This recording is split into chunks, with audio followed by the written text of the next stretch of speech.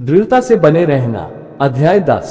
नम्रता का हथियार। हे नवयुग को, तुम भी प्राचीनों के अधीन रहो, वरन तुम सब के सब एक दूसरे की सेवा के लिए दीनता से कमर बांधे रहो, क्योंकि परमेश्वर अभिमानियों का सामना करता है, परंतु दीनों पर अनुग्रह करता है।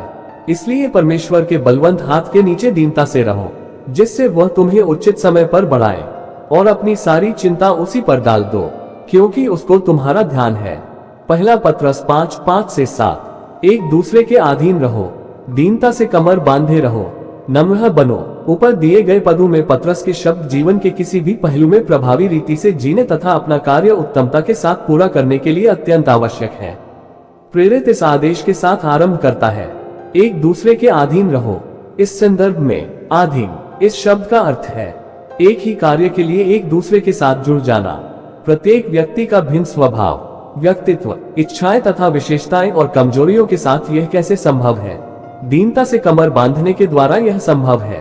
परमेश्वर घमंडियों का विरोध करता है, और निश्चित रूप से हम नहीं चाहते कि परमेश्वर हमारा विरोध करे। दूसरी बात यह है कि वह दीनों पर अनुग्रह मतलब सामर्थ्य प्रदान करता है। तो घमंडी कौन है और दीन कौन है? दीन जन परमेश्वर का अनुग्रह पाते हैं। मसीही लोग जो वास्तव में दीन है, वे स्वयं जो कुछ भी सोचते, तर्क करते, अनुभव करते या इच्छा रखते हैं, उससे बढ़कर परमेश्वर के वचन पर विश्वास, भरोसा करने के साथ साथ उसका आज्ञा पालन भी करते हैं। परिणाम स्वरूप वे अपनी योग्यता पर नहीं परंतु परमेश्वर की योग्यता पर निर्भर रहते हैं। वे अपनी या किसी अन्य व्यक्ति की नहीं परंतु केवल परमेश्वर की इच्छा जानने व पालन करने का प्रयत्न करते हैं। वे परमेश्वर के कार्य में कार्यरत हैं। परमेश्वर का वचन हमें बताता है, देख, उसका मन फूला हुआ है, उसका मन सीधा नहीं है, परंतु धर्मी अपने विश्वास के द्वारा जीवित रहेगा। हबक्कुक 2:4। हबक्कुक 2:4 में घमंड और दीनता को दोनों ध्रुवों के समान एक दूसरे को दूर और विरुद्ध दिशा में दर्शाया गया है। इस पद को इस प्रकार लिखा जा सकता था, देखो, जो कोई दीन नहीं है, उसका मन सीधा नहीं है, परंतु धर्मी अपने विश्वास के द्वारा जीवित रहेगा। यहाँ पर दीनता और विश्वास एक साथ है, और उसी प्रकार घमंड और अविश्वास भी एक साथ है। परमेश्वर पर विश्वास न करने का अर्थ है ये कहना कि हम उससे अधिक और बेहतर जानते हैं, और हम उसके न्याय से अधिक अपने न्याय पर विश्वास करते हैं। अविश्वास का होना हमारे भीतर एकत्रित घमंड से बढ़कर और कुछ नहीं। इस्राएली लोगों के मिस्र देश के बाहर आने के 1 वर्ष पश्चात क्या हुआ, इसका वर्णन मैं करना चाहता हूँ। परमेश्वर ने मूसा को आज्ञा दी, कनान देश जिसे मैं इस्राएलियों को देता हूँ, उसका भेद लेने के लिए पुरुषों को भेज। गिनती 13:2। हमेशा की तरह परमेश्वर का मार्गदर्शन स्पष्ट था, उसमें कोई धुंधलापन या अनिश्चितता नहीं थी। इसलिए मूसा ने 12 अगुवों को भेजा, जो प्रत्येक गोत्र से एक थे। उनमें से 10 लोग बहुत दीन थे और 2 घमंडी थे। यदि आप इस कहानी को जानते हैं तो मेरे साथ बने रहें। मैं कहानी से अपना मुद्दा बनाने का प्रयत्न कर रहा हूँ। वाचा के देश में 40 दिन रहने के बाद सभी जासूस लौट आए। 10 जो दीन थे वे सबसे पहले बोले, और उन्होंने कहा, हमने पूरे देश की जासूसी की और देखा कि यह सच में ही उत्तम भूमि है, जिसमें दूध और मधु की नदियां बहती हैं। इन फलों को तो देखो जो हम उस देश से लाए हैं, परंतु वहां बलशाली सेना है जिससे हमें युद्ध करना होगा। वे तो दानव है, वे निपुण योद्धा हैं और पूरी रीति से हथियारबंद हैं। हमसे भी बढ़कर हम तो बधुनाई से अभी अभी बाहर निकले हुए थोड़े ही लोग हैं। हमें अपनी पत्नियां और बच्चों को ध्यान में रखना चाहिए। हम उन्हें नदी के उस पार संभवतः जो बलात्कार, सताव और यहाँ तक कि मृत्यु होगा उसके हवाले कैसे कर सकते हैं? हमें न अच्छे और जिम्मेदार पिता और पति होना चाहिए। इसलिए ये सारी परिवृत्ति वस्तुतः स्पष्ट कर रहे हैं, इस देश को लेना असंभव है। हालांकि लोग उस भूमि को अपनी भूमि कहने के लिए उतावले थे। उनके लिए सुरक्षा पहली बात थी। इसलिए लोगों ने इन 10 जनों की बुद्धिमानी और दीनता की बड़ी सराहना की। मेरा विश्वास है कि जिन माता पिताओं ने उनकी इस बात को सुना, उनमें से अधिकांश ने उनकी दीनता व विचारशीलता के लिए धन्यवाद दिया होगा। इस्राएलियों ने एक दूसरे से यह कहते हुए अपने आप को सांत्वना दी, हमें बहुत खुशी है कि यह लोग हमसे पहले वहां गए। क्या ही महान अगुवे हैं ये। हमें खतरे में डालने के लिए उनका अहंकार बीच में नहीं आया। यदि उन्होंने अपनी समझदारी नहीं दिखाई होती तो हमारा क्या होता? परंतु फिर 2 घमंडी अगुवे कालेब और यहोशू ने हस्तक्षेप किया और पुकार कर कहा, 1 मिनट रुक जाओ, हम यहाँ क्या कर रहे हैं? अब हमें जाकर भूमि को लेना चाहिए। हम ये कर सकते हैं। प्रभु परमेश्वर ने हमें अभिवचन दिया है, इसके विषय में उसका वचन हमारे पास है। हम उन लोगों को नाश कर देंगे। आओ तुरंत कार्य में जुट जाएं। सब लोग ये बात सुनकर दंग रह गए। उन्होंने अविश्वास में एक दूसरे की ओर देखा। यहोशू और कालेब की इस कठोर और मूर्खता की सलाह को सुनकर उन 10 जासूसों की क्या प्रतिक्रिया रही होगी? क्या इसकी कल्पना आप कर सकते हैं? मैं कल्पना करता हूं कि इन 2 जनों की बातों से आश्चर्य का धक्का पहुंचने के बाद उन सब ने कुछ इस प्रकार प्रतिक्रिया प्रकट की होगी। तुम दोनों क्या बात कर रहे हो? तुम्हारा दिमाग तो नहीं खराब हुआ है? हमने भी वहां एक जैसा ही सब कुछ देखा है। हमने उनकी ताकत, शस्त्र सामग्री और संपूर्ण रूप से सुरक्षित शहरों को देखा है। वे बहुत बलवंत निपुण योद्धा हैं और हम तो मुट्ठी भर गुलाम मात्र हैं। हमारा उनसे कोई मुकाबला नहीं। तुम तो हमारी पत्नियां और बच्चों के विषय में सोच ही नहीं रहे हो, ना ही हमारे देश के हित के विषय में सोच रहे हो। तुम बहुत ही ढीठ, मूर्ख, एक ही कल्पना पर चलने वाले। चुप हो जाओ तुम अहंकारी। मैं देख सकता हूं कि इस प्रतिक्रिया को सुनने के बाद पूरी भीड़ ने कैसी राहत की सांस ली होगी। वाह, परमेश्वर का धन्यवाद हो। जो बुद्धिमान हैं वे पीछे नहीं हट रहे हैं। हमारा सौभाग्य है कि सारे जासूसों में से अधिकतर तो नम्र, दीन और बुद्धिमान हैं। क्या आप सोच सकते हैं कि यदि सब के सब कालेब और जोशुआ के समान अहंकारी और ढीठ होते तो हमारा क्या होता? परंतु जैसे सदैव होता रहा है, परमेश्वर का शब्द अंतिम था। वे लोग कब तक मेरा तिरस्कार करते रहेंगे? परमेश्वर ने मूसा से क्रोध में कहा, वे कब तक मुझ पर विश्वास न करेंगे? गिनती 14:11। परमेश्वर लोगों की विचार प्रवृत्ति से संतुष्ट नहीं था। वे जिसे नम्रता सोच रहे थे वह वास्तव में नम्रता थी ही नहीं। वास्तव में उनका अविश्वास घमंड था। वे अपने तर्क वितर्क, अपनी सामर्थ, बुद्धिमानिता और योग्यता पर आधारित बात कर रहे थे। बहुत समय पश्चात पुराने नियम में परमेश्वर घोषित करता है, श्रापित है वह पुरुष जो मनुष्य पर भरोसा रखता है और उसका सहारा लेता है, जिसका मन यहोवा से भटक जाता है। धन्य है वह पुरुष जो यहोवा पर भरोसा रखता है, जिसने परमेश्वर को अपना आधार माना है। यिर्मयाह 17:5-7। 10 जासूसों ने देखा कि वहां के पुरुष कितने बलशाली और दानव के समान हैं और अपनी सामर्थ पर अपने विचार आधारित किए। परंतु कालेब और यहोशू ने देखा कि परमेश्वर शत्रु की तुलना में कितना बड़ा था और अपने सारे अनुमान परमेश्वर के अनुग्रह पर आधारित किए। यहोशू और कालेब अंत में आशीषित हुए, परंतु अन्य जासूस और जिन लोगों ने विश्वास नहीं किया वे श्रापित किए गए। तो फिर कौन से जासूस वास्तव में दीन थे और कौन से अहंकारी या घमंडी? परमेश्वर की दृष्टि में वे 10 जन घमंडी थे और केवल 2 नम्र और दीन थे। विश्वास करने के लिए सच्ची नम्रता होना आवश्यक है। विश्वास करने के लिए सच्ची नम्रता होना आवश्यक है, क्योंकि जब आप नम्र हैं तब आप परमेश्वर की योग्यता व आपकी सहायता करेगा। आप अपनी योग्यता पर भरोसा नहीं करते हैं। यदि 10 जासूस नम्रता के साथ परमेश्वर के अभिवचनों पर निर्भर होते तो वे आगे बढ़कर भूमि को प्राप्त कर लेते। वे अपने आप को अपनी सीमित सामर्थ्य तथा मानवीय तर्क के अधीन न रखते हुए पूर्ण रूप से परमेश्वर के वचन के अधीन हो जाते और फिर इस प्रकार वे एक ही कार्य के लिए एक दूसरे के भी अधीन हो जाते। जब वे युद्ध में चले गए तब कोई देखने वाला शायद सोचता होगा कि अब्राहम के यह वंशज अपनी ही सामर्थ्य में कार्य कर रहे हैं, परंतु वास्तविकता में वह परमेश्वर का अनुग्रह ही होगा, उसकी अद्भुत सामर्थ्य जो उनके द्वारा कार्य कर रही थी। जब हमें परमेश्वर के अनुग्रह के द्वारा सामर्थ्य प्राप्त होती है तब कभी कभी ऐसे समय आते हैं जब हम सोचने लगते हैं कि यह सब हम अपनी ही योग्यता में होकर कर रहे हैं, और कुछ ऐसे समय होते हैं जब स्पष्ट रूप से ज्ञात होता है कि यह केवल और केवल परमेश्वर की ही सामर्थ्य और योग्यता है। देखने वालों को वह चाहे जिस भी प्रकार से क्यों न दिखाई देता होगा, हम पूर्ण रूप से जानते और विश्वास करते हैं कि यह उसी की सामर्थ्य द्वारा हो रहा है और उसके वचन पर अपने विश्वास के आधार पर हम आगे बढ़ सकते हैं। मेरे प्रिय मित्रों, यही है दृढ़ता से बने रहने वाला विश्वास, परंतु इसका आरंभ परमेश्वर तथा एक दूसरे के समक्ष नम्रता का आत्मा रखने के द्वारा ही होता है। नम्रता के वस्त्र धारण करने का अर्थ है अपने नहीं परंतु उसके शस्त्र धारण करना।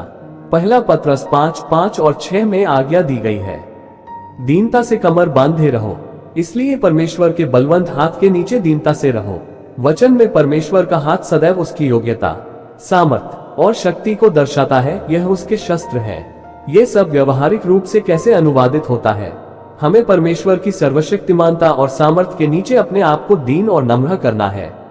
ऐसे में हम किसी भी प्रकार की मानवीय कल्पना या अनुभवों को परमेश्वर के वचन से ऊपर उठाए जाने को नहीं मानते हैं, चाहे वे अपने हो या किसी अन्य व्यक्ति के। परंतु हम अपनी मानवीय कल्पना शक्ति, तर्क वितर्क के बावजूद विश्वास करते हैं और हमारी हर कृति को उसके वचन द्वारा ही केवल मार्गदर्शित होने देते हैं।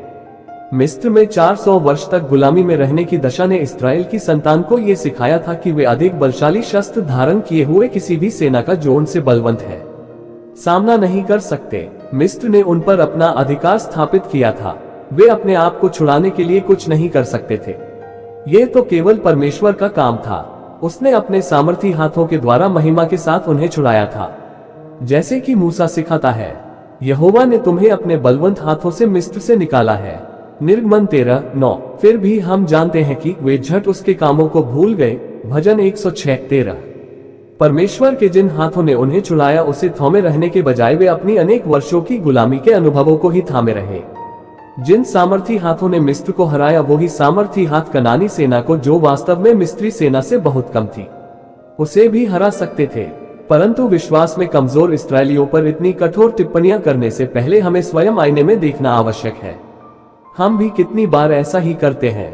परमेश्वर के परिवार में शामिल होने से पहले हम शैतान के तानाशाही राज्य में थे। हमने उसका स्वभाव धारण कर लिया था और बाहर निकलने की कोई उम्मीद नहीं थी। परंतु परमेश्वर ने शक्तिशाली रूप से हमें अंधकार के वश से छुड़ाकर अपने प्रिय पुत्र के राज्य में प्रवेश कराया। कुलसियों 1:13। यदि वह इस असंभव कार्य को हमारे लिए पूरा कर सकता है, तो हमारे जीवन में आने वाली उससे भी कम प्रभावशाली परिस्थितियों को क्या वह नहीं दूर कर सकता? जैसे कि बीमारियों में चंगाई देना, आवश्यकताओं को पूरा करना, बुद्धि प्रदान करना, अलग और उसके विशेष व्यक्ति बनने के लिए सामर्थ्य प्रदान करना और असंभव परिस्थितियों पर विजय प्राप्त करना। हमें इस्राएलियों की मूर्खता तथा झट से उसके कामों को भूलना, इन बातों को दोहराना नहीं चाहिए। कालेब और यहोशू के समान आइए हम भी नम्रता के शस्त्र धारण करें। नम्रता को गलत समझा गया। दुख की बात है कि नम्रता को अक्सर कमजोरी, छोटापन या जिसका अपना व्यक्तित्व नहीं यह समझा जाता है। वास्तव में यह इन बातों के बिल्कुल ही विपरीत है और पवित्र शास्त्र में जो वास्तव में नम्र है उनको अहंकारी और घमंडी समझा जाता है। उदाहरण के लिए दाऊद को देखिए। अपने पिता की विनती पर वह अपने बड़े भाइयों से मिलने जाता है, जो फिलिस्तियों से लड़ने वाली सेना के साथ युद्ध में है। जब वह युद्ध के मैदान पर जाता है तब वह देखता है कि उसके भाइयों समेत सभी सैनिक एक विचित्र स्थिति में हैं। बड़े पत्थरों या छोटी छोटी चट्टानों के पीछे डरे सहमे भय से कांपते हुए छुपे बैठे हैं। वे फिलिस्ती दानव गोलियत का आकार, बल और ख्याति के कारण भयभीत थे। दाऊद को पता चलता है कि ऐसा पिछले 40 दिनों से चल रहा है और उसने धीमी आवाज में नहीं परंतु बड़ी आवाज में चिल्लाकर कहा, वह खतनारहित फिलिस्ती क्या है कि जीवित परमेश्वर की सेना को ललकारे। पहला शमूएल 17:26। दाऊद के इस व्यवहार से उसका बड़ा भाई एलियाब क्रोधित हो जाता है। क्या आप कल्पना कर सकते हैं कि एलियाब के विचार क्या थे? मेरा ये छोटा भाई केवल बिगड़ा हुआ ही नहीं परंतु घमंड से भरा हुआ है। वह दाऊद की ओर मुड़कर कहता है, तेरा अभिमान और तेरे मन की बुराई मुझे मालूम है। तू तो लड़ाई देखने के लिए यहाँ आया है। पद 28। क्या ही कड़ी ताड़ना। टुडेज इंग्लिश वर्जन में एलियाब के इन शब्दों का अनुवाद इस प्रकार किया गया है, तू है अति चालाक, और न्यू इंटरनेशनल वर्जन में कहा गया है, मैं जानता हूं तू कितनी चालाकी करने वाला व्यक्ति है। दाऊद के भाई स्पष्ट रूप से उसे निर्बुद्धि, ढीठ और अहंकारी समझते हैं। परंतु रुककर सोचो, कौन सा भाई वास्तव में घमंडी था? शमूएल की पुस्तक में एक अध्याय पहले ही हम देखते हैं कि शमूएल भविष्यद्वक्ता यिशै के घर इस्राएल के अगले राजा का अभिषेक करने आया था। एलियाब जो सबसे बड़ा पुत्र था, उसे इस पद के लिए नहीं चुना गया। यिशै और शमूएल दोनों ने सोचा एलियाब ही वह चुना हुआ है, क्योंकि वह सब पुत्रों में बड़ा, शायद सबसे लंबा और अधिक शक्तिशाली भी था। परंतु परमेश्वर ने दृढ़ता से कहा, मैंने उसे अयोग्य जाना है। पहला शमूएल 16:7। परमेश्वर ने एलियाब को अयोग्य क्यों जाना? क्या इसलिए कि जिस अहंकार के लिए उसने दाऊद को दोषी ठहराया वह वास्तव में स्वयं उसी के भीतर था। बाद में परमेश्वर ने दाऊद की दीनता नम्रता की प्रशंसा करते हुए ये घोषित किया कि कैसे वह परमेश्वर के मन के अनुसार है। देखें प्रेरित 13:22। दाऊद का चरित्र नम्रता दीनता से पहचाना जाता है और हम सब जानते हैं कि इस महान अगुवे में कहीं पर भी कमजोरी, डरपोकपन और अस्थिरता का नामो निशान नहीं था। इसी दाऊद ने लिखा है, यहोवा मेरी ओर है, मैं न डरूंगा, मनुष्य मेरा क्या कर सकता है। भजन 118:6। लौटकर युद्ध भूमि पर चलते हैं। दाऊद अपने भाई एलियाब की निराश करने वाली बातों की ओर ध्यान न देते हुए पूर्ण आत्मविश्वास के साथ दानव गोलियत को चुनौती देता है और दृढ़तापूर्ण शब्दों में ये बताता है कि बहुत जल्द वह अपना बड़ा सा सिर खो देने वाला है। फिर दाऊद शत्रु की छावनी की ओर दौड़ता हुआ जाता है, गोलियत को अपनी गोफन से निकले एक ही पत्थर से धराशायी कर देता है और वादे के अनुसार उसका सिर धड़ से अलग कर देता है। दाऊद के बड़े भाई तथा अन्य भाइयों ने युद्ध के विषय में अपने अनुमान अपनी सामर्थ्य के अनुसार लगाए थे, ठीक उसी प्रकार जिस प्रकार 10 जासूसों ने किया था। परंतु दाऊद ने युद्ध को परमेश्वर की सामर्थ्य और बलशाली हाथ की दृष्टि से देखा। उसने नम्रता को धारण किया। राजा शाऊल ने युद्ध के अपने हथियार उसे देना चाहा, परंतु उसने उन्हें पहनने से मना कर दिया। उसने अपना भरोसा परमेश्वर के हथियारों पर रखा। परंतु फिर एक बार जैसे कालेब और यहोशू के समान दाऊद को भी भीड़ और घमंडी समझा गया, और यह वे लोग थे जो अपनी सामर्थ्य में विश्वास करते थे। मुझे लगता है कि नम्रता के विषय में हमारी परिभाषा का विरोध करने के लिए शत्रु ने बहुत मेहनत की है। अनेक उत्तम विश्वासियों ने नम्रता की परिभाषा को धीमी आवाज में बात करने वाले, कमजोर और किसी बात के लिए विरोध न करने वाले व्यक्ति के रूप में अविश्वासियों को देखना आरंभ किया है। परंतु नम्रता के वास्तविक अर्थ से यह प्रकाश वर्ष के समान दूर है। बाइबल के 2 और उदाहरणों के विषय में विचार करें, मूसा और यीशु। गिनती की पुस्तक में हम पढ़ते हैं, मूसा तो पृथ्वी भर के रहने वाले सब मनुष्यों से बहुत अधिक नम्र स्वभाव का था। गिनती 12:3। ये तो बहुत ही मजबूत वाक्य है। क्या आप और मैं अपने विषय में ऐसी बात सुनना नहीं चाहेंगे? अर्थात हम स्वयं अपने विषय में ऐसा कहने का धैर्य कभी नहीं करेंगे, क्योंकि केवल धोखा देने वाला अहंकारी व्यक्ति ही सबको कहता फिरेगा कि वह कितना नम्र व्यक्ति है ना? परंतु क्या आप जानते हैं कि गिनती की पुस्तक किसने लिखी है? मूसा ने। परमेश्वर के इस अद्भुत पुरुष ने अपने आप को पृथ्वी पर सब मनुष्यों में सबसे नम्र व्यक्ति के रूप में वर्णन किया है। ये कैसे हो सकता है? क्या आप सोच सकते हैं कि एक मसीही सेवक मसीही लोगों की बड़ी सभा के सामने खड़े होकर कह सकता है, सब लोग सुनो, मैं बहुत नम्र हूँ, तो अब इसके विषय में मैं तुम्हें सब कुछ बताना चाहता हूँ। उसके पीठ पीछे सब लोग उस पर हंसेंगे, मजाक उड़ाएंगे। अब सुनो यीशु क्या कहता है, हे सब परिश्रम करने वालों और बोझ से दबे हुए लोगों, मेरे पास आओ और मुझसे सीखो, क्योंकि मैं नम्र और मन में दीन हूँ। मत्ती 11:28 और 29। इसके गर्भार्थ में यीशु कहना चाहता है, सुनो, मेरे पास आओ, मैं नम्र और दीन हूँ और उसके विषय में तुम्हें सिखाना चाहता हूँ। मूसा के वाक्य के समान यीशु द्वारा अपने आप को नम्र दीन कहना आज के संसार में आनंद के साथ स्वीकार नहीं किया जाएगा। परंतु यीशु और मूसा ने क्या कहा, ये समस्या नहीं है, परंतु समस्या यह है कि हम नम्रता के विषय में अपनी समझ व ज्ञान से दूर हो गए हैं। हम उसके वास्तविक अर्थ से दूर हो गए हैं, क्योंकि हम सोचते हैं कि अब उसका अर्थ है योग्यताहीन कीड़ों के समान जीवन जीना और केवल अपनी अयोग्यता और हीनता के विषय में बात करना। परंतु परमेश्वर ने जिस नम्रता को बनाया है वह बहुत ही सकारात्मक, शक्तिशाली चरित्र गुण है। सच्ची नम्रता संपूर्ण आज्ञाकारिता और परमेश्वर पर निर्भरता है। ये नम्रता परमेश्वर को प्रथम, दूसरों को दूसरे स्थान पर और अपने आप को तीसरे स्थान पर रखती है। नम्रता का धीमी आवाज में बोलने और अपने आप को हीन प्रकट करने से कोई संबंध नहीं है, परंतु इसका संबंध धैर्य, दृढ़ता और परमेश्वर के मुफ्त वरदान अनुग्रह की सामर्थ्य में जीने से है। नम्रता हमें दृढ़ता से बने रहने देती है। क्या आपको स्मरण है कि जो दृढ़ता से बने रहने के द्वारा सामना करते रहते हैं और अपने कार्य को उत्तमता से पूरा करते हैं, वे कैसे अपने पुरस्कार को पाते हैं? पौलुस हमें चेतावनी देकर कहता है कि हमें झूठी नम्रता से सावधान रहना चाहिए जो बुद्धिमानी का दिखावा करती। ऐसा न हो कि हमें ये पुरस्कार मिलने में बाधा बन जाए। कोई मनुष्य दीनता और स्वर्गदूतों की पूजा करके, वह चेतावनी देता है, तुम्हें दौड़ के प्रतिफल से वंचित न करे। कुलुस्सियों 2:18। 10 जासूस और भयभीत इस्राएल राष्ट्र इस बात का उदाहरण है कि कैसे झूठी नम्रता वास्तव में हमें परमेश्वर से प्राप्त होने वाले पुरस्कार से वंचित कर सकती है। 10 जासूसों ने वाचा की भूमि में प्रवेश करने के विरुद्ध सलाह दी। उनका तर्क उत्तम, तर्कसंगत और बुद्धिमानिता का लग रहा था, परंतु उनकी यह समझ भले और बुरे का ज्ञान देने वाले ज्ञान के पेड़ से थी और परमेश्वर के अभिवचन और बुद्धि से नहीं थी। उन्होंने केवल अपने आप को ही नहीं परंतु अपने परिवार तथा लाखों अनेक लोगों को भी धोखा दिया। वे कभी वाचा की भूमि में प्रवेश नहीं कर पाए, और अनेक अनेक लोग थे जो झूठी नम्रता के कारण अपने प्रतिफल से वंचित रह गए। वे दो जासूस कालेब और यहोशू जिन्होंने अपनी जासूसी का ब्यौरा सच्ची नम्रता के साथ दिया, वही केवल उस पीढ़ी से दो पुरुष थे जो कनान देश में प्रवेश कर पाए।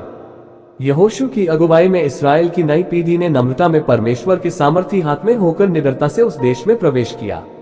एक व्यक्ति ने एक बार मुझसे पूछा, जॉन, आप विभिन्न पार्श्वभूमि के लाखों लोगों को प्रचार करना चाहोगे या केवल दर्जन भर अगुवों को? मैंने तुरंत कहा, लाखों लोगों को। उन्होंने कहा, आपने गलत निर्णय लिया, क्योंकि जिन 10 अगुवों ने भूमि की जासूसी की थी वे लाखों लोगों के उस प्रदेश में प्रवेश न कर पाने के कारण बने थे। हम सबको अगुवे तथा प्रभाव डालने वाले बनने के लिए बुलाया गया है। तो फिर आप कैसी अगुवाई कर रहे हैं? क्या आप परमेश्वर के हाथ के नीचे आने के लिए नम्रता के हथियार धारण किए हैं, या फिर आप में केवल नम्रता का दिखावा है और आप अपनी ही सामर्थ्य में कार्य कर रहे हैं?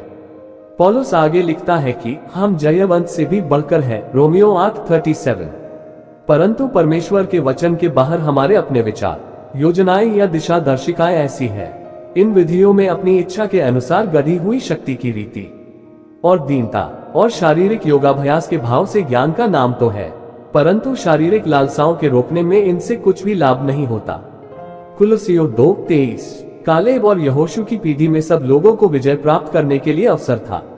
दाऊद के युद्ध भूमि पर आने से बहुत पहले एलियाब और उसके भाई पलिश्तियों पर विजय प्राप्त कर सकते थे, परंतु झूठी नम्रता ने उनकी शक्ति, अभिर्चिन, फल, जीवन में राज्य करने की योग्यता और अंततः उनका अनंतकालीन प्रतिफल उनसे छीन लिया। इसीलिए पौलुस अत्यंत दृढ़ता से हमें शिक्षा देता है, आपस में एक सा मन रखो, अभिमानी न हो, परंतु दीनों के साथ संगति रखो, अपनी दृष्टि में बुद्धिमान न हो, रोमियो 12:16। नम्र मन अपनी दृष्टि में बुद्धिमान नहीं बन सकता। मुझे वो समय स्मरण है जब एक अंतर्राष्ट्रीय पत्रिका में एक विवादित विषय पर लेख लिखा जा रहा था। संपादक ने मेरा दृष्टिकोण जानने के लिए मेरे दफ्तर में संपर्क किया। मेरी सहायक सचिव ने मुझ तक ये संदेश पहुंचाया। मैंने उसे कहा, मुझे इस पर विचार करने दो। दूसरे दिन मुझे अपनी आत्मा में बेचैनी महसूस हुई, परंतु मैं उस बेचैनी का कारण समझ नहीं पा रहा था। मैं अपने आप से पूछता रहा, कहाँ क्या गलत हो रहा है, परंतु मुझे क्या बेचैन कर रहा है मैं बिल्कुल भी नहीं समझ पा रहा था। फिर मैं इस बात को लेकर प्रार्थना में परमेश्वर के पास गया और 1-2 दिन के बाद अचानक वह बात मेरे सामने आई। मैं लीसा से बात कर रहा था और मैंने कहा, अब मैं जानता हूं कि इस पत्रिका के लिए आए निवेदन से मैं इतना बेचैन क्यों हो गया। बहुत सीधी बात है, अपना दृष्टिकोण या अनुमान देने वाला मैं कौन होता हूँ? पवित्र शास्त्र कहता है, सो हम मसीह के राजदूत हैं, मानो परमेश्वर हमारे द्वारा समझाता है। दूसरा कुरिन्थियों 5:20। यदि अमेरिका के राष्ट्रपति किसी राजदूत को अपना संदेश लेकर किसी दूसरे देश भेजते हैं और यदि राजदूत राष्ट्रपति का संदेश देने के बजाय अपना ही संदेश वहां पहुंचते हैं तो बहुत बड़ी समस्या में पड़ जाते। जब मैं अपने पिता परमेश्वर और मेरा प्रभु यीशु मसीह की ओर से बोलता हूं तो मुझे उसका वचन बोलना चाहिए। अपनी राय देने वाला मैं कौन हूं? वो तो उन 10 जासूसों की मूर्खता थी। ये पत्रिका मेरे पास, जो मैं सुसमाचार का सेवक हूं, उसके पास आई। मेरी राय जानने के लिए ऐसा करना परमेश्वर के उस अनुग्रह के भंडारीपन का अपमान होगा जो उसने मुझे सौंपा है। इस घटना ने मुझे उस बात का स्मरण दिलाया जो परमेश्वर ने मुझसे अनेक वर्ष पहले प्रार्थना में कही थी। हमारी सेवकाई के पहले 4 वर्ष बहुत ही कठिनाई के थे। कहा जाए तो यह वर्ष मरुभूमि के समान थे। लीसा और मैं अपनी छोटी होंडा सिविक में अपने बच्चे और जहां जगह मिली वहां सामान ठूस के अमेरिका के पूर्व में आधे से अधिक हिस्से में घूमते रहे। हमने अपने लिए द्वार खुलने के लिए प्रार्थना की। हमारी अधिक सभाएं ऐसी कलीसियाओं में थी जहां 100 या उसके आसपास सदस्य थे और वे आत्मिक रूप से उन्नति नहीं कर रहे थे और उनके समाज में उनका बहुत कम प्रभाव था।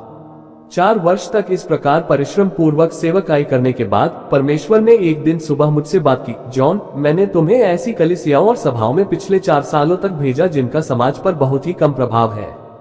तुमने बहुत ही विश्वास योग्यता के साथ मेरी आज्ञा का पालन किया है। जिनके मध्य तुमने वचन की सेवकाई की है, मैं उनकी देखभाल करूंगा। परंतु अब मैं एक विशेष बदलाव लाने वाला हूं। अब मैं लोगों की संख्या इतनी बढ़ाऊंगा कि तुमने कभी सोचा भी नहीं होगा। तुम्हारी पहुंच बहुत गुना बढ़ जाएगी और तुम ऐसी कलीसियाओं और सभाओं में आमंत्रित किए जाओगे जिनका प्रभाव अनेक शहरों और देशों में है। तुम बहुत अधिक मात्रा में आर्थिक, सामाजिक और आत्मिक आशीष पाओगे। जो मेरा था उसका भंडारीपन तुमने किया है। और अब समय आ गया है कि संदेश बाहर लोगों की भीड़ तक पहुंचाया जाए। संख्या के विषय में इस महत्वपूर्ण बात को मैं यहाँ स्पष्ट करना चाहूंगा। अनेक बड़ी कलीसियाएं हैं जिनका अपने समाज में कोई प्रभाव नहीं होता है, और इसके विपरीत कुछ ऐसी छोटी कलीसियाएं होती हैं जिनका समाज में अत्यधिक प्रभाव होता है। प्रभावशाली कलीसिया का महत्वपूर्ण भाग उसकी संख्या नहीं परंतु उनके प्रभाव तथा लोगों तक पहुंचने की निपुणता और कुशलता है। परमेश्वर ने मेरे हृदय से जो बातचीत की थी उससे मैं बहुत आश्चर्यचकित और उत्साही भी था। मैंने बाद में लीसा को इसके विषय में बताया, तब वो भी बहुत प्रसन्न हुई। परंतु कुछ ही क्षणों के बाद परमेश्वर ने फिर मुझसे धीमी आवाज में बात की, ये तुम्हारे लिए एक परीक्षा भी होगी। जब तुम उन छोटे स्थानों में गए जिनका प्रभाव कम था, तब प्रत्येक खर्च के लिए और दिए जाने वाले प्रत्येक वचन के लिए तुम्हें मुझ पर विश्वास करना पड़ा। तुमने लगातार मेरा मार्गदर्शन प्राप्त करना चाहा, क्योंकि तुम जानते थे कि यदि तुम अपने परिश्रम में मेरा मार्गदर्शन नहीं पाओगे तो बहुत अधिक परेशानियों का सामना करोगे। अब क्या तुम पैसा अंधाधुंध खर्च करोगे क्योंकि मैंने तुम्हें आर्थिक रूप से आशीषित किया है, या तुम अभी भी मेरे मार्गदर्शन के अनुसार करोगे जैसे तुमने जीवन के उस शुष्क दिनों में किया था? क्या अब तुम मेरा मार्गदर्शन प्राप्त किए बगैर जहां तुम्हारी अपनी इच्छा होगी वहां जाओगे? क्या अब तुम पुलपिट पर से अपनी ही बात प्रकट करोगे और वचन के प्रकट किए जाने के लिए मुझ पर भरोसा नहीं रखोगे? मेरे पुत्र, ध्यान दें, मेरी संतान की दो प्रमुख बातों में परीक्षा होती है। एक तो मरुस्थल में जहां कुछ भी नहीं होता है, और दूसरा बहुतायत के स्थानों में जहां सब कुछ भरपूर होता है। अनेक जो गिर गए हैं वे मरुस्थल में नहीं परंतु वहां जहां सब कुछ बहुतायत से है। मैं लड़खड़ा रहा था। प्रार्थना से बाहर आने बाद मैंने तुरंत वह सब कुछ लीसा को बताया जो परमेश्वर ने मुझसे कहा। उसने कहा, जॉन, जब मैंने उस पहले हिस्से को सुना जो परमेश्वर ने तुमसे बात की थी, तब मैं किचन भर आनंद और उल्लास से नाचना चाहती थी। परंतु अब जब मैंने ये पूरा संदेश सुना है, मैं भय से लड़खड़ा रही हूँ। ये बहुत अच्छी बात है, मैंने प्रत्युत्तर में कहा, क्योंकि यही सही प्रतिक्रिया है। परमेश्वर का भय स्वस्थ, बुद्धिमान, शक्तिशाली, सुरक्षित जीवन का मूल है। अनेक लोग नहीं समझते हैं कि परमेश्वर का भय परमेश्वर से डरना या घबराना नहीं है, परंतु ये भय रखना, थर थर कांपना है कि कहीं हम उससे दूर तो नहीं हो रहे हैं। परमेश्वर का भय स्वस्थ, बुद्धिमान, शक्तिशाली, सुरक्षित जीवन का मूल है। जब धन और समृद्धि की बात आती है तब यदि उसे उचित रूप से उपयोग किया जाए और उसके प्रति योग्य दृष्टिकोण रखा जाए तो वे अच्छे हैं। परंतु हमारे धन के साथ धोखा बहुत आसानी से जुड़ जाता है। यीशु हमें धन का धोखा, जो मत्ती 13:22 में बताया गया है, उसके विषय में चेतावनी देता है। परंतु यदि हम परमेश्वर के मार्गदर्शन, वचन और बुद्धिमानिता, जो परमेश्वर का भय है, उसमें बने रहते हैं, इस प्रकार का धोखा हमें अपने जाल में फंसा नहीं सकता। मसीह का राजदूत होकर भी यदि मैं अपने व्यक्तिगत विचार और दृष्टिकोण प्रकट करता हूं तो वो मुझ में परमेश्वर के भय की कमी होगी और अहंकार के अलावा और कुछ नहीं होगा। इसीलिए पौलुस कहता है, आपस में एक सा मन रखो, अपनी दृष्टि में बुद्धिमान न हो। रोमियो 12:16। कालेब और यहोशू ने अपने अन्य साथियों के विचार और अनुमान में उनका साथ नहीं दिया। परमेश्वर ने पहले ही उन्हें अपनी इच्छा स्पष्ट कर दी थी। उन्होंने परमेश्वर का भय माना और परिणाम स्वरूप अपना कार्य उत्तम रीति से पूरा किया। नीतिवचन में इस प्रकार लिखा है, ठट्ठा करने वालों से वह निश्चय ठट्ठा करता है और दीनों पर अनुग्रह करता है। नीतिवचन 3:34। अपनी सुबुद्धि और विचारशीलता में कोई भी कभी नहीं चाहेगा कि परमेश्वर उससे ठट्ठा करे, परंतु जो लोग स्व संतुष्ट होते हैं उनके साथ निश्चय ऐसा ही होता है। अनुग्रह का परमेश्वर अहंकार और घमंड सह नहीं सकता, वो उसका देश करता है। लूसीफर परमेश्वर के निकट था, सब स्वर्गदूतों में सबसे निकट, परंतु उसमें परमेश्वर के भय की कमी थी और इसी कारण वह अपना कार्य उत्तम रीति से पूरा नहीं कर पाया। हमें बताया गया है, यहोवा का भय पवित्र है, वह अनंत काल तक स्थिर रहता है। भजन 19:9। परमेश्वर का भय सर्वदा स्थिर रहने वाली सामर्थ है जो हमें अपना कार्य उत्तम रीति से पूरा करने की योग्यता व सामर्थ प्रदान करता है। आदम और हव्वा उसकी महिमा की उपस्थिति में चलते फिरते थे, परंतु उनके भीतर इतना भय नहीं था कि उससे दूर होने का भय उनमें उत्पन्न होता। परिणाम स्वरूप वे सर्वदा के लिए अदन वाटिका में रह नहीं पाए। ईश्वरीय भय, विश्वास और नम्रता, यह एक ऐसी सच्ची 3 तागों की रस्सी है जो आसानी से टूट नहीं सकती। देखे सभोपदेशक 4:12। यदि आप परमेश्वर का भय रखते हैं तो आप असंभव परिस्थितियों में भी उस पर पूर्ण रूप से विश्वास करेंगे।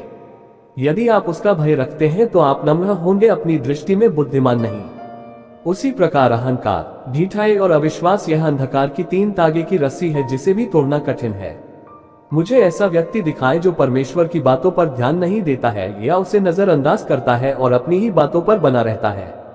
और मैं आपको ऐसा व्यक्ति दिखाऊंगा जो स्थिर नहीं रह सकता और अंत तक बना नहीं रह सकता। पश्चाताप और नम्रता ही केवल उसके लिए एक आशा है। पिछले भाग के हथियार, अहंकार और घमंड धोखा देने वाला है। मुझे लगता है कि हमें उत्तम रीति से अपना कार्य पूरा करने से रोकने के लिए शत्रु का बहुत ही प्रभावशाली हथियार है। अहंकारी व्यक्ति शत्रु के हमलों को देख नहीं सकता क्योंकि वे पीछे से किए जाते हैं। कितनी बार हमने उन लोगों को ये कहते हुए सुना है, इसे तो मैंने आते देखा ही नहीं, जो अपना सब कुछ खो चुके हैं। इसका एक कारण है, यदि हम बाइबल में परमेश्वर के हथियार देखते हैं तो वे हमें तब बचाने के लिए हैं जब हम आगे की ओर देखते हैं। सत्य का कमरबंद, धार्मिकता की झीलम, मेल के सुसमाचार के जूते, विश्वास की ढाल, उद्धार का टोप और आत्मा की तलवार जो परमेश्वर का वचन है। इन हथियारों को जब पहना जाता है तो वे सब सामने से होने वाले हमलों से बचाते हैं। तो फिर हमारी पीठ को बचाने के लिए क्या है? यशायाह भविष्यद्वक्ता इसका उत्तर देता है, यहोवा का तेज तेरे पीछे रक्षा करते चलेगा। यशायाह 58:8। द न्यू लिविंग ट्रांसलेशन में लिखा है, परमेश्वर का तेज तेज पीछे की ओर तेरी रक्षा करेगा। उसका तेज हमारी पीठ के भाग की रक्षा करता है, परंतु हमें सदैव परमेश्वर के दृढ़ व निश्चयपूर्ण वाक्य का स्मरण रखना चाहिए। उसने कहा है कि अपनी महिमा मैं दूसरे को न दूंगा। देखिए यशायाह 42:8। जब हम अपना मत विचार उससे बढ़कर रखते हैं तब हम अहंकार में काम करते हैं और तभी हम अपने पीछे से रक्षा करने वाले उसके तेज को खो देते हैं और हमारा पिछला भाग, हमारी पीठ असुरक्षित हो जाती है। जब मैं सोचता हूँ कि सच्ची नम्रता और अहंकार के विषय में हमें कितनी गलत शिक्षा प्राप्त हुई है, तब मैं कांपने लगता हूँ। परमेश्वर कहता है, मेरे ज्ञान के न होने से मेरी प्रजा नाश हो गई। होशे 4:6। ज्ञान के न होने से हम में से कितने नाश हो चुके हैं या होंगे। यदि 10 जासूस और संपूर्ण इस्राएल की प्रजा ने कालेब और यहोशू की नम्रता को अहंकार समझा, और यदि एलियाब ने दाऊद की नम्रता को उसका अहंकार समझा, तो फिर आज की स्थिति क्या है? इसकी तुलना हम एक लंबी यात्रा से कर सकते हैं जिस पर निकलने से पहले हम इस बात से अज्ञान है कि मार्ग में अनेक स्थानों पर मार खाने वाले भयंकर जानवर छुपे बैठे हैं। मार्ग में यदि आप गाड़ी से बाहर निकलकर टहलना चाहो तो कुछ ही क्षणों में आपके केवल कुछ अवशेष मात्र वहां पाए जाएंगे। एक बार कोई मुझे और लीसा को अफ्रीका के जंगल में सफारी पर ले गए। वह बहुत अच्छी जगह थी, रहने के लिए 5 सितारा सुविधा, जहां हर एक दंपति के लिए बंगला दिया गया था। प्रतिदिन रात को एक हथियारबंद सिपाही हमें खुले में बनाए गए भोजन के स्थान से हमारे बंगले तक छोड़ता था। ये काफी लंबा रास्ता था। पहली रात सिपाही ने लीसा और मुझे बहुत स्पष्टता से चेतावनी दी, किसी भी हाल में रात के समय बाहर मत निकलना, क्योंकि तुम पर आसानी से हमला हो सकता है। यहाँ पर जंगली और भूखे प्राणी हैं जो रात को अपना शिकार ढूंढते हैं और उन्हें रोकने के लिए यहाँ किसी प्रकार का बाड़ा नहीं बनाया गया है। यदि हमें ये सब पता नहीं होता और मैं सोचता कि रात को यूं ही कुछ खाने के लिए बाहर निकलूं तो क्या होता, तो शायद मैं खुद ही किसी का रात का भोजन बन जाता। ज्ञान न होने के कारण मैं तो नाश हो जाता। इस अध्याय में हमने जो कुछ भी जानने समझने का प्रयत्न किया है, उसके आधार पर होशे के शब्दों को हम कुछ इस प्रकार लिख सकते हैं। मेरे लोगों में सच्ची नम्रता और अहंकार के मध्य अंतर जानने के ज्ञान की कमी होने के कारण विनाश हो रहे हैं। मैं इस बात से प्रसन्न हूं कि आप नम्रता से अपने आप को हथियारबंद करने के अर्थ को समझने के लिए प्रयत्न कर रहे हैं, परंतु यही मत रुकिए। परमेश्वर के वचन से और अधिक खोजने का प्रयत्न करें और पवित्र आत्मा से विनती करें कि वह इसमें अधिक ज्ञान को प्रज्वलित करे। ज्ञान की कमी के कारण अंधे ना बने ताकि शत्रु आपको नाश कर दे। आप जीवन में अपने कार्य को उत्तम रीति से पूरा करने के लिए बुलाए गए हैं। परमेश्वर का अभिवचन क्या है? सुने, नम्र लोग यहोवा के कारण फिर आनंदित होंगे। यशायाह 29:19।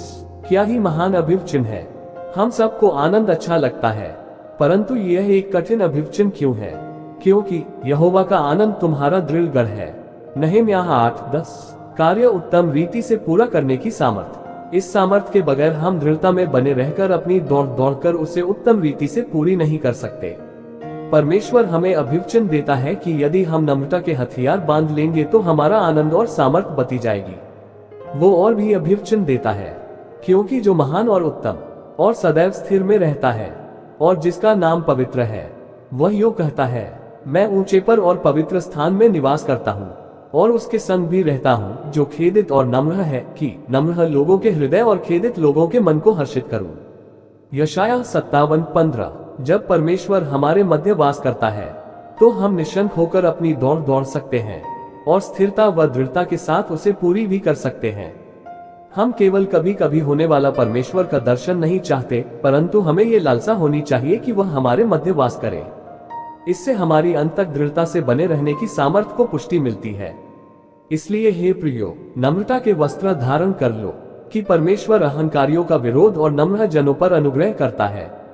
इसलिए परमेश्वर के सामर्थी हाथ के नीचे अपने आप को नम्र करो, ताकि उचित समय पर वह आपको ऊंचा उठाए।